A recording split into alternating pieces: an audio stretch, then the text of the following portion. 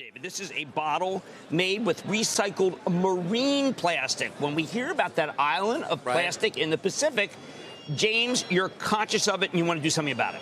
Absolutely. We know that high-value plastics like beverage bottles, as long as we get them back, we can make them back into new bottles, and we're very focused on driving collection to be able to drive that up, and that's going to be a big win.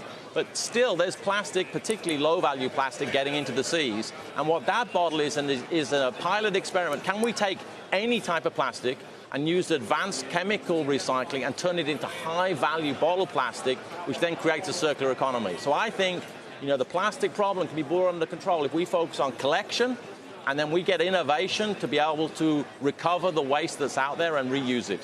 Specifically to that, there's a Wall Street Journal story today about new chemical uses that can actually create plastic from plastic that is brand new, for lack of a better term, as opposed to having sort of that life where it can only be used a few times. Is that a real effort? I know that you're a part of it. And are your hopes that it will become significant at scale? Absolutely. I mean, I think as we look at plastics, there's the high-value plastics like beverage bottles that if we can collect them, we can just make new bottles, and that's easy. That's existing technology. This new technology, and that bottle there is an example of it, and the article references the chemical recycling. If we can get that to scale, which I think we can, not tomorrow morning, but over time, then we can collect back all the low-value waste, the marine waste, the sachets, and turn it into brand new plastic, particularly high-value plastic, and that will be a breakthrough. James, you have your sustainability goals as sort of something that you now prominently display. Yeah. How important is that? How much time are you spending with your shareholder base, what I would argue is probably a changing shareholder base as they all are, talking about packaging and water and women and human rights and agriculture and, of course, climate, which a lot of this comes back to?